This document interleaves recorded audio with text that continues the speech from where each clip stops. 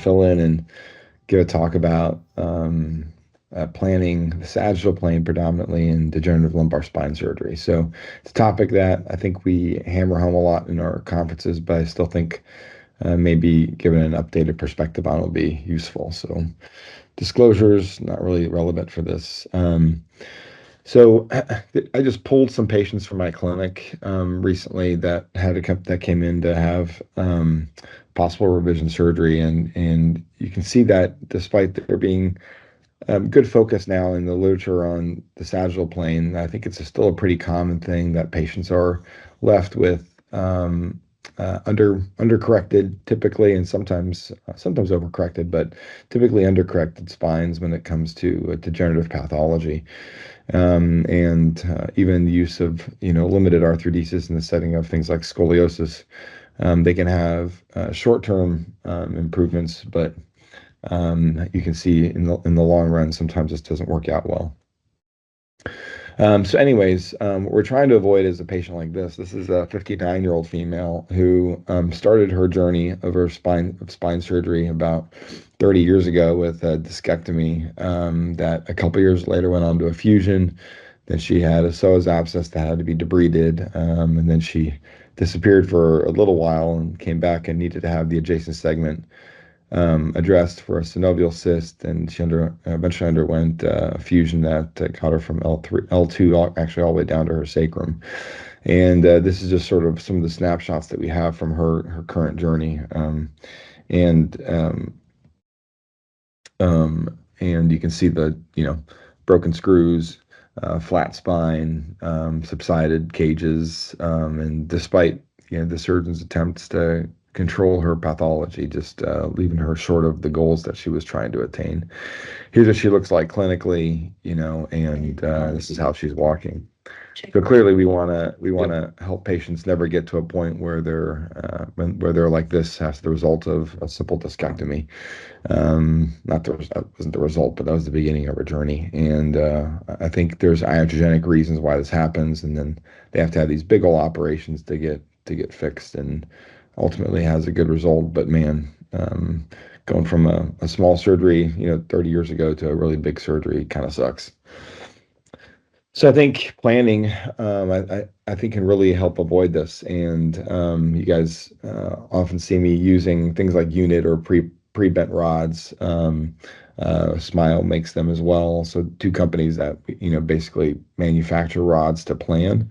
And the idea in those settings is like much longer reconstructions, and so it makes sense to use that investment of cost, honestly, and time to plan those cases. But I do think a level of thoughtfulness, even in the 1 and 2 level surgeries that we do, or 3 level, whatever it ends up being, I think can really benefit as well. And while I don't necessarily feel like you have to have rods prepared for you for smaller operations, I do think that the thoughtfulness in the operating room will get you really far with the tools that we have sort of standard on the shelf for us.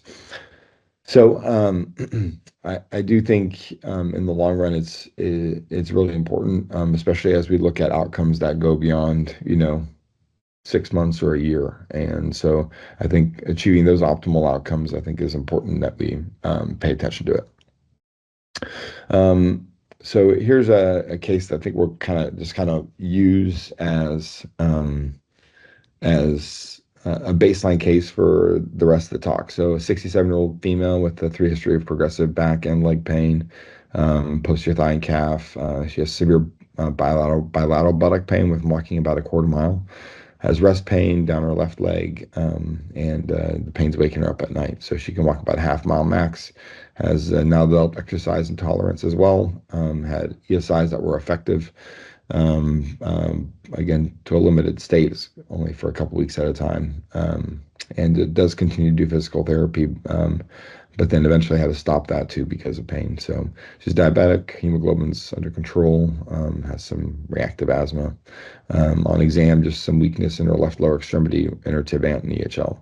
So These are her films, and these are patients that we see every day in the office. You can see she's sagittally and coronally pretty well aligned. Has a little bit of degeneration in her back, and maybe history of a compression fracture at L2. You can see here she has a spondylolisthesis at L4-5, and here's her MRI with pretty significant stenosis at 4-5 in addition to her spondy. Um, this paper gets quoted a lot, and I love it because I think it's really important and really I think set the stage for why we do what we do. And Dr. Rotherflu showed us that when we take patients and don't properly align them, that we give them about a tenfold greater risk in needing another surgery. And I think that's the main driver to all of this. And there have been numerous studies since this time point that have confirmed the elevated incidence of reoperation in patients that are not ideally aligned.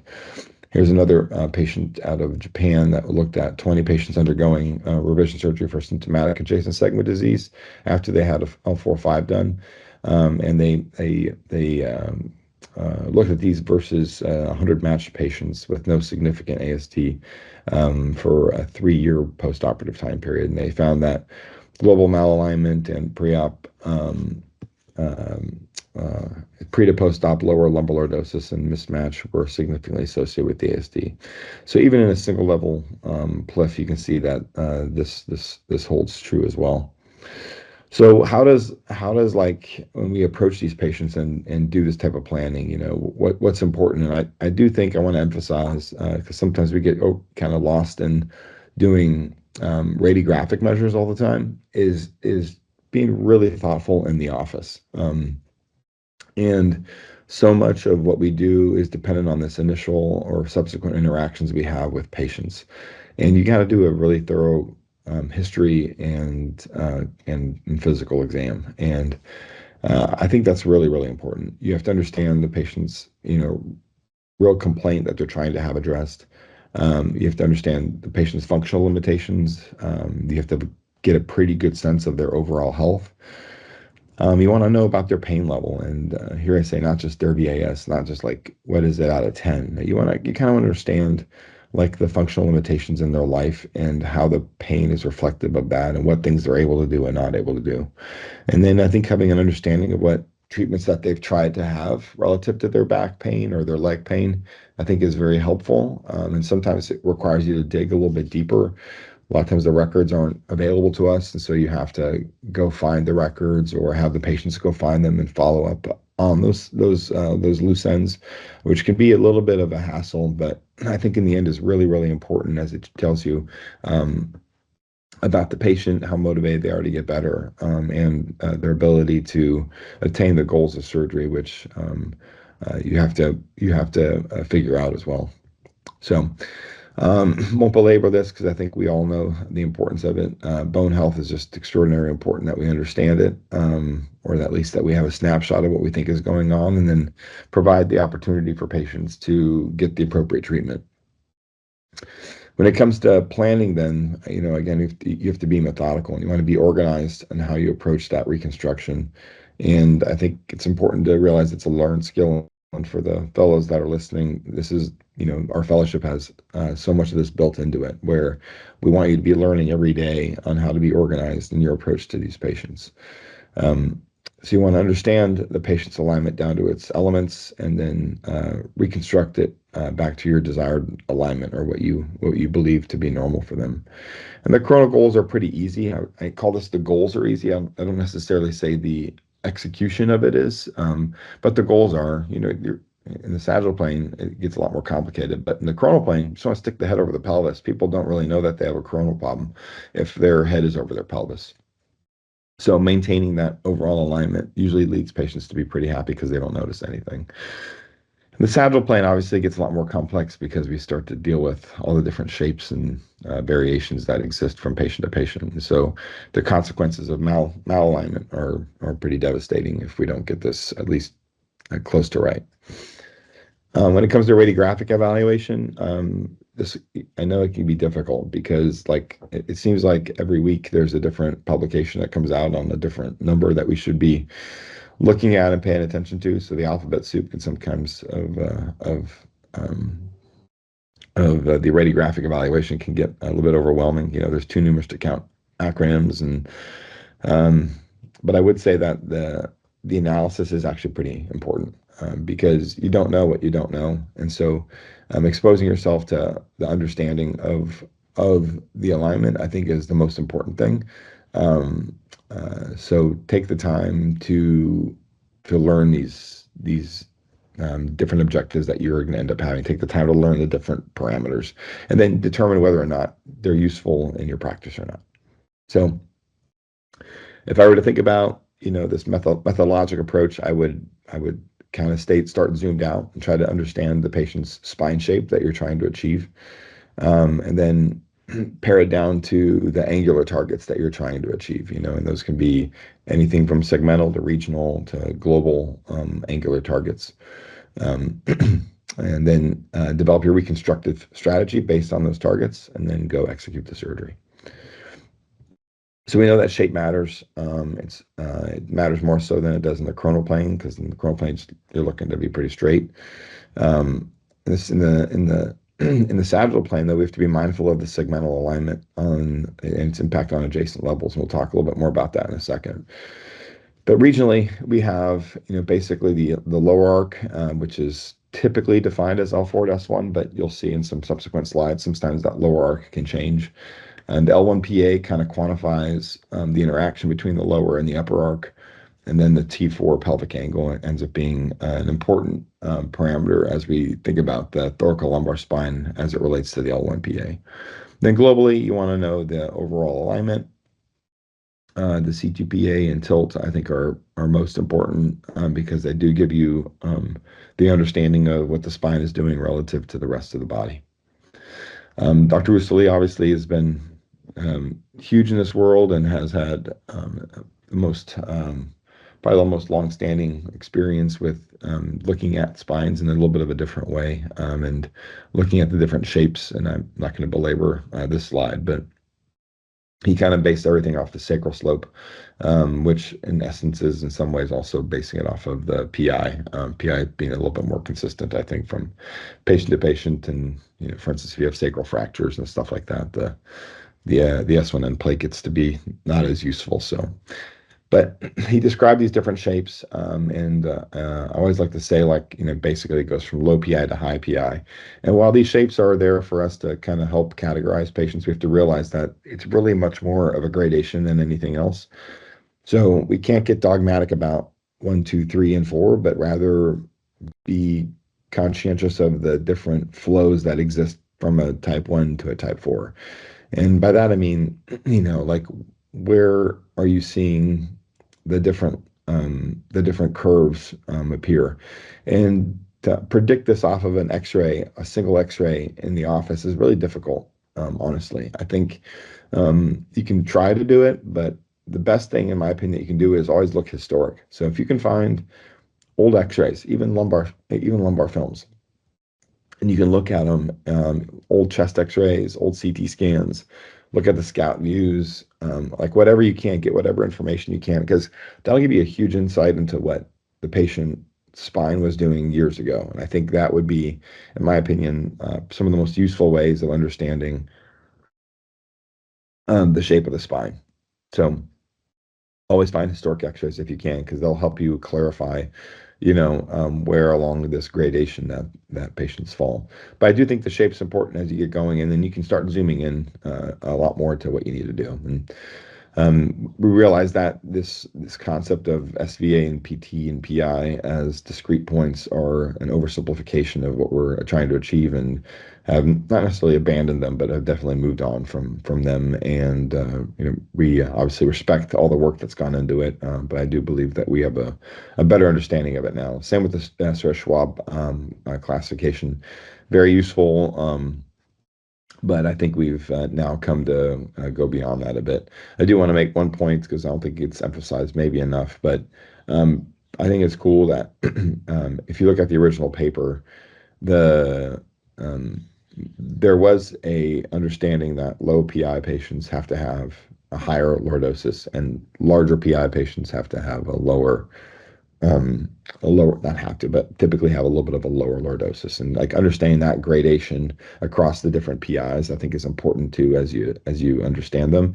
But we walked away from the original paper saying plus or minus LL, and it's probably that's not an accurate reflection of what the data showed over the years. So I think maybe this is probably the most confusing slide I can give you guys, but I do think it's important. Dr. Gupta out of WashU calls it the game of arches, and by Berthenod. And Berthenod was a PhD candidate and put together his dissertation and published it. And he was looking at the different geometric findings in the spine. And basically, what it came down to is saying like that there's a lot of arches that we have to understand, but they're mathematically available. And if we recreate the spine to these arches, then we should theoretically be normalizing patient sagittal planes. So if you think about the lumbar lordosis, in this case that we're looking at, you see that the lordosis actually goes beyond L1. It actually goes up to like T11, 12. And it's important to realize that L1, S1 as a common finding for lordosis is not necessarily accurate. It's a way of normalizing it across populations, so that's easier to talk about. But lumbar lordosis really is talking about the maximum lordosis that exists between the pelvis or the sacrum, and then where the inflection point is into the kyphosis. And so that first yellow dot you see here is the inflection point. So lumbar lordosis, the apex in this case is actually at L2 3. So we would make the assumption that's as a higher PI patient. The sacral slope is obviously the slope of the sacrum relative to a horizontal line. And then the lower arch is then defined between the apex of lordosis, or that inflection point, and the sacral slope. And its combination with the upper arch equals your lumbar lordosis. So now you have the lower arch of lordosis and the upper arch of lordosis. The next, we're going to look at the thoracic kyphosis, and you can see the second inflection point in the upper thoracic spine of where the cervical lordosis and thoracic kyphosis begins. But then we have the apex of thoracic kyphosis, and in this case, it's sort of in the mid to upper T-spine.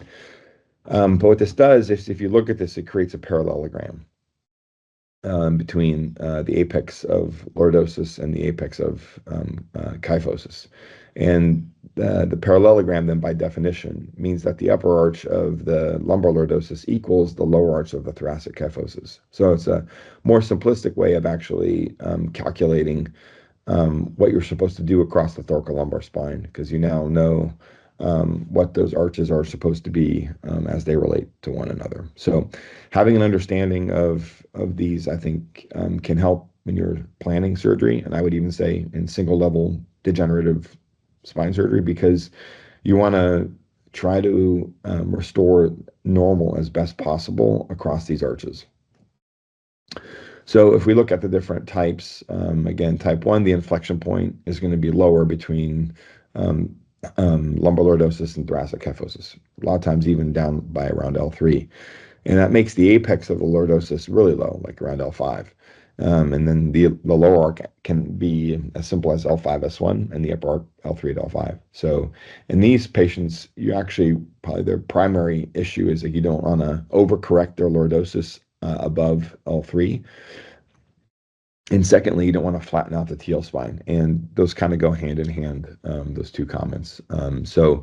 This is where we see patients get into trouble, that we're always flattening them out above their upper arc. And therefore, we run into bigger problems. With type 2s, the apex of the goes up a little bit to around L4, and the inflection point similarly goes a little bit higher to L2. And then your lower arc ends up being around L4 to S1, and your upper arc L2 to L4.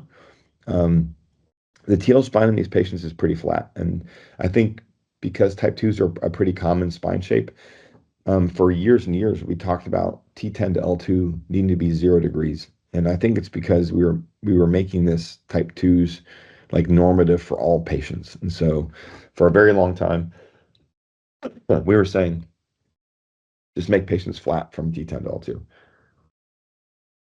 And if you look at them, their thoracic kyphosis in general is pretty flat. Sometimes they have this upper thoracic spine kyphosis, but that's about it. So on these patients, you want to be hyper aware of overcorrecting the lordosis because you can really start reshaping how they want to be. In other words, they will have to reciprocally create kyphosis in order to accommodate too large of a lordosis down low. And we saw this for a long time where we were doing a lot of A lifts and laterals. We would do L1 to 4 laterals, L4 to S1 A lifts, and all of them having lordotic implants. And we'd create these beautifully lordotic shapes, but that's not what the patient needed. And we were leaving patients in the overcorrected state. So with Rusley 3s, inflection points going higher. These are the kind of the classic L1 to S1 lordosis patients. Apex is going to be around L3 or L3-4. The arcs are going to be typically like L3 to S1 for the lower and T12 to L3 for the upper. And these patients start to have a little bit more kyphosis in general. And so these patients, probably the more common thing that you end up doing is creating the false type 2s, and where you're flattening both the lumbar spine and the thoracic spine, which leaves patients in a sort of chronically compensated state, which is not what they desire. And then the 4s, the inflection point goes even higher, and similar to the type 3s, their kyphosis actually gets a lot bigger. These patients, when they degenerate more, if they develop more and more kyphosis, can become quite rigid and sometimes actually difficult to reconstruct them because they end up with rigid deformities in their thoracic spine, and they get a little bit more challenging to fix. So just to point out the PILL problem again, Camila put a nice slide together that sort of shows this. All these patients have a PILL of 0, so they're all ideally reconstructed, so to speak, from a PILL standpoint. But when you see what we've done to them, we've created drastically different shapes and left them in very different positions in space. So that's why we don't use the PILL, much anymore, because it's a number that we can still kind of use in our mind to say, hey, how close are we? But like, just be careful about becoming too dogmatic about it. So here's sort of the cheat sheet. Segmentally, L4 to S1 is typically a pretty safe way to think about reconstructing the lower arc. And here your goals are end up being around 40 degrees. And I'll have a slide to show the reason why there as well. And then the upper arc is really what your L1PA is about. So know the shape that you're trying to create and then match your arcs with the L1PA. And then when you think about the regional, like with the thoracolumbar spine, it really has to do between the relationship of T4 and L1, right? So if T4 is very high, the T4PA, and L1 is low, and L1 is ideally at a low, well, then you have to have thoracolumbar kyphosis to make a high PA, a high T4PA. So it tells you a lot about the thoracolumbar spine. And then your overall alignment, again, C2 tilt being really important, not probably as relevant when you're doing 1 and 2 level surgery. So you guys have all seen this 4 to 1. I just want to always point out, like, while the confidence is really good here, just realize that all the data points did fall between 25 and 50. So 40 is a good target, but realize there's a lot of variability above and below that 40-degree number. Hence, historic x-rays can give you a ton of information on what these patients desire to begin with. And this example kind of is a really good one of it. This case we did this year as well had 18 degrees of lordosis between L4 to S1, but we found an MRI from like 2011, and his ideal was 47. And had we reconstructed him to say 38 degrees, that would have been making him very flat. And so knowing where patients start is critical to helping them get to where they need to be. And then just again, the T4L1PA, just to drive home this thought of, where the compensation is happening. You can see that as you're further off from your targets, you're gonna have a higher risk of complications.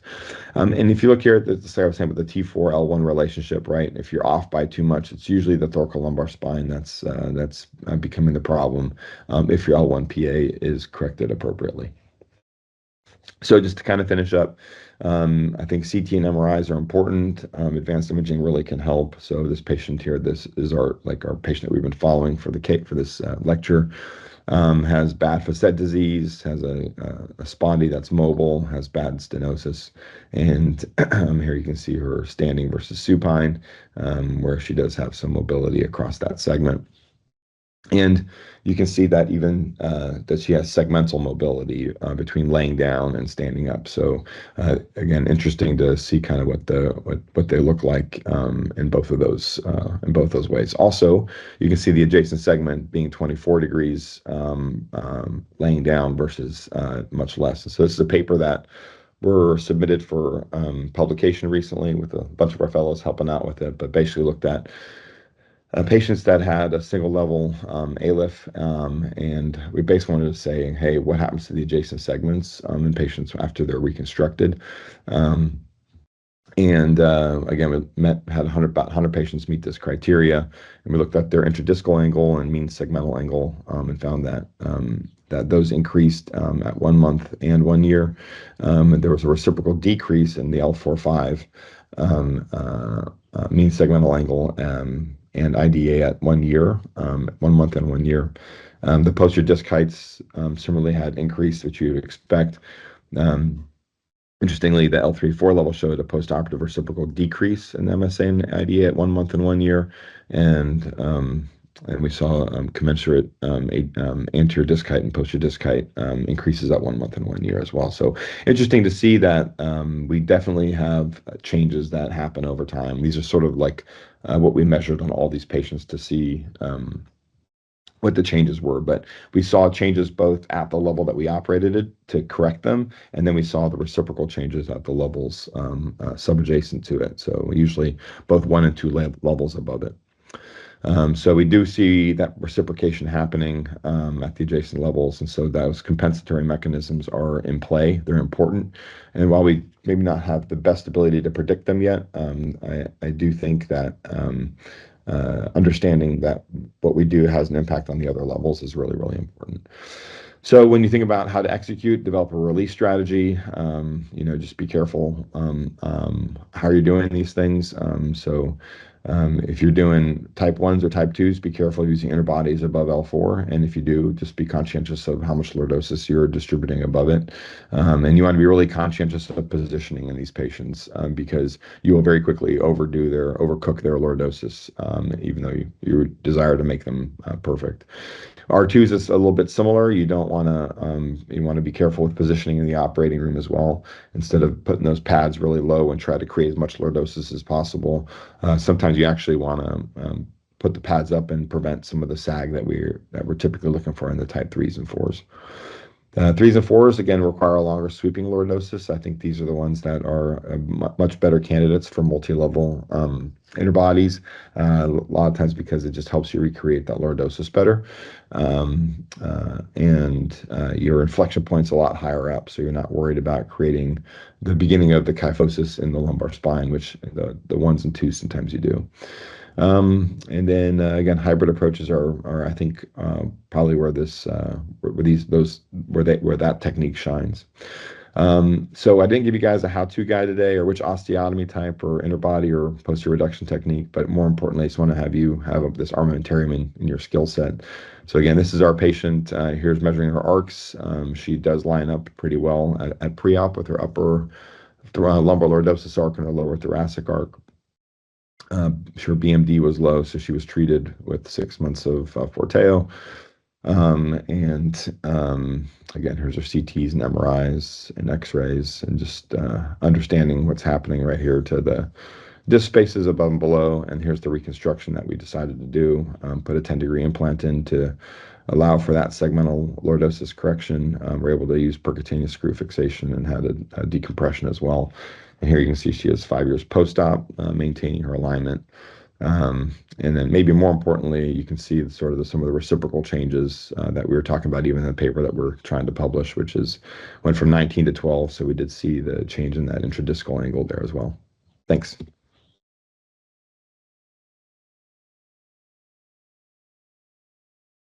Any questions? Thanks, Greg. Yeah. Dr. Mundis, for these deformity, well, I'll say more to the deformity patients, how do you kind of, you brought up early that the history of the patient is exceedingly important in addition to these radiographic parameters that you were talking about. How do you kind of navigate those patients who are clearly debilitated and in pain but are compensating well functionally? I've seen a couple of them with you in the clinic, and at face value, I talk to you, I'm like, oh, these patients are like way too functional and need surgery, but then you see them post-operatively, 6 months later, something like that, and they're doing phenomenally well and their pain's all resolved. So how do you kind of navigate that? I think we similarly employ this kind of technique where, like, a patient has to be completely debilitated, can't walk, as you see in the total knee or total hip arthroplasty patient population. But how do you kind of navigate those patients within spine? Because those, I think, are some of the most challenging to try to figure out how to help best. Yeah, no, I agree. We have treated a few this year. We're like, wow, they're too functional to have these big operations, and then they end up doing great. But that really is that preoperative discussion, understanding that patient as best you can, understanding their home environment, like their, honestly, in some ways, their coping mechanisms, how they handle pain and how they're working through it, how they're able to cope in their lifestyles, because um, it's also unfair to not to restrict the access to that type of care if there's someone that would benefit from it. Larry Lenke, I think, just published or submitted a paper looking at patients that have ODIs and SRS-22 scores that were not in the super disabled group, right? So we had, if you look at ODI, you can actually, you know, over a certain ODI, you're severely disabled. And I think the 20 to 40 group is the one that are moderately disabled. So we looked at that group just independently. And we'll tell you that, like, the outcomes are still very good in the group that is only moderately disabled. Not to say we should operate on everybody, Mm-hmm. because I think a lot of these patients that we're seeing the benefit from have been very carefully indicated for Embedded, surgery, yeah. right? Hmm. So I think that's the key is, like, if someone's coming to you psychologically distressed and has no coping mechanisms and, the deformity is mild and, or, whatever, moderate, but, you don't think you're not getting the sense that their life is impacted the right way and that they won't be able to cope, like, bad idea, right? Hmm. Versus those patients that are seemingly normal and their life's just very limited. And I think they have to have a pretty realistic expectation of the after surgery. Like, Hmm. if they're you know, competitive golfers and they want to stay competitive, that's very different than the competitive golfer that's like, no, no, I just want to be out on the golf course. Like, I do not need, I know my days of, being a scratch golfer are over, and I'm totally okay with that. It's just I can't golf 18 holes anymore. I can't get out there anymore. I can't do 9 holes. So you have to be able to understand kind of what these, the functional people, like, what does it mean? Hmm. What does it look like for them to be reconstructed? You know, Got it. I Thanks. think that holds true for 1 and 2 level surgeries as well. I don't Right. think it's any Yeah. different. Like, what we do has can have a ripple effect. So Hmm. Thanks.